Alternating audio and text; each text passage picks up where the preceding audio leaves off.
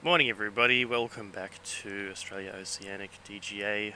I'm Irony Troll and I just want to give you guys a quick economic tutorial. So, how would you guys like to get your high tier food and not pay a substantial amount of money? Obviously the high tier food is worth a lot, it is. It has a lot of ingredients, there are a lot of things involved in the production of it, and it generally it takes a lot of calories and stuff like that, equipment. You gotta have a building, all the good stuff. So, just to make life easier for the end customer, we want to be able to make the price a bit lower. Now, if I go in here and I search, let's say for example, stuffed turkey, if I could spell, right there we go. Stuffed turkey gives us a lot of good numbers. It's also $45.06. Now it's for sale elsewhere for $35. For this example, I'm going to see if I can get this really high priced one a bit cheaper. So here's what we do. Yep, we know where it is. Alright, so first thing you want to do is you want to try to establish a sort of supply chain to that particular player in their particular shop. So we're at Mav's Mighty Meat here, and I have got a bunch of carcasses I think you can see down there on my hotbar. What I'm going to do is I'm going to sell the carcasses to this store here. Now, I'm going to just take some of this raw meat first, just to give you guys a full-on tutorial. So, as you can see there, I have just spent $82. Okay, I've just spent $82 with Maverick, and you guys can very clearly see this. If I were to just sell maybe one or two bison carcasses, okay, there's $60. As you can see, I have only spent $22, okay, which is pretty good. So far, so good. And we'll see how much we go from there. So we take this raw meat and we're going to take it over here to the prime cut. And we're going to basically just sell it here. We've got 36, I think it is. Why do I have 36? It's in my truck, isn't it? Isn't it? Isn't it? No? Yeah, it is. I knew that. See, I was just testing you. And I'm glad you guys were here to spot that.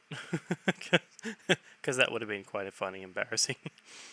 So we take it over to the Prime Cut store, where Maverick is set up to autocraft into Prime Cuts. Now, as you can see here, the transaction value is 94, which is excellent. That means that when I have a look at my my bank balance again, the count, as you can see, I've pretty much made back that $20.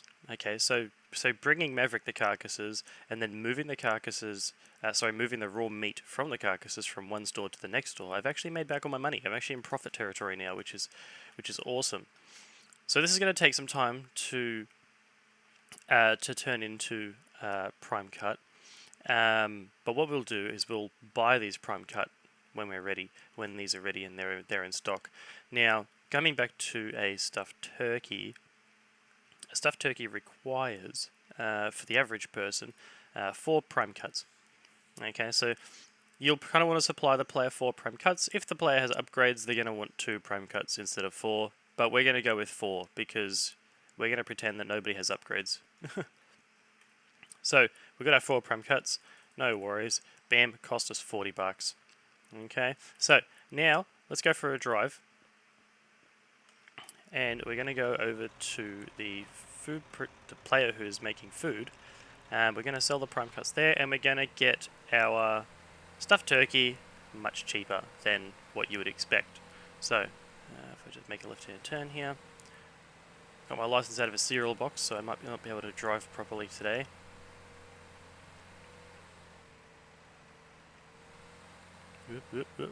Clips the wall. I'd also like to add that since the developers released 9.3.1 and some database upgrades, the world is actually loading a lot faster than it used to, which is really good. So this is our highway, or soon-to-be highway, from this city down to the next township, Crossroads. Crossroads is a farming community for those who aren't aware. So there's a lot of government policy there incentivizing farming activity.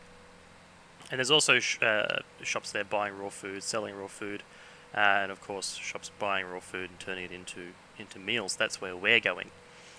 So Hopefully once this road is upgraded it'll be a lot faster to get down it, but we only finished this road last week, so we cut into the mountain here on the right and we added soil on the left, and of course we've made the road almost completely 2 lanes wide, so you can fit a truck beside each other at high speed.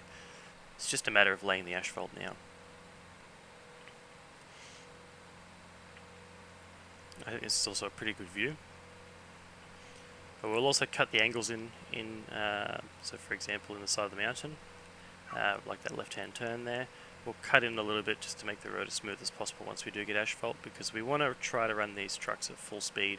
And with this new database update, you can see the world ahead of me is actually loading a lot faster than what it used to, which is phenomenal. We want to see how it goes when we actually have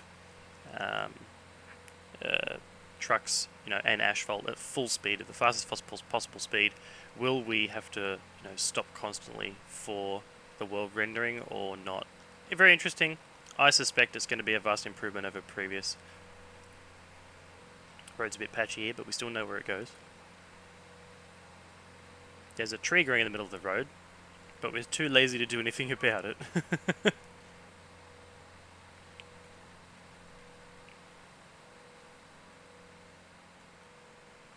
I think the views from up here are spectacular, not that anyone really wants to not watch where they're going.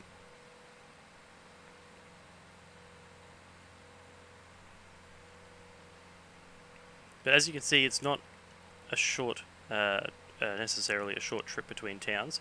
The world was generated to be this large intentionally, so that the next town would be, a fair bit of a drive, and a player would be discouraged from, just going next door to pick up something. We really want to encourage commodity trade. So this region is a farming region, obviously. You can see it's lovely, ripe grasslands, rich grasslands. There are other regions, for example, that are up in the mountains that are have a lot of gold and copper ore, and we really want them to be the central hub of the gold and copper exploitation in the world. And obviously we've got a desert, which we would like to have the iron exploited the most in. So it's really about trying to create a commodity system where iron is worth more the further away you get from its source, and I think that's just pretty fair. You get that in real life as well. So here we are, National Foods. So we come around the back here, we follow the road, we follow it around again. I really like this setup actually, it's really cool. I'm just going to park here, go back to first person so we can see what we're doing. Okay, so we got the store here, and if we scroll down, you can see that we've got our prime cuts. Okay, and we can also see that we have our stuffed turkey, and he's got heaps in stock, so we're all good. Now, if I was to just sell all the prime cut, we spent $40, now we got $46, so we've actually made a profit from selling the prime cut. And then Dave is going to take the prime cut and turn it into stuffed turkey. So when you look at it like that, we can buy our stuffed turkey, and we just literally spent the same thing. So let me tally this up. Let's get the old trusty calculator out. Have a look. So we got minus 82. Okay, so I actually lost $82. Then we made $60. Then we made $94. Then we lost $40. Then we made $46. Then we lost $45. And I've still got $33 spare, so I could actually buy another one. Let's just buy another one really quick. So there we go. Minus 45. So I got two stuffed turkeys, and they literally cost me $12 and a bit of time and a smidget of fuel. I think if everybody sort of sticks to this sort of pricing structure and try to remember and facilitate other players to be able to participate in the economy and move goods from A to B, it'll help the world run over smoothly. And as you can see, if people can supply something, they do make money, and it helps reduce their cost for other things later. But give it a crack. Give me a feedback. I think myself, Maverick, and Dave are trialing this at the moment. We have trialed it on a previous world and it worked really fine, but not every world is the same. This actually worked out really, really well on a previous world. I'll have to make a video about that sometime. But let me know what you think. Give it a crack, and we'll see how it goes. Ciao.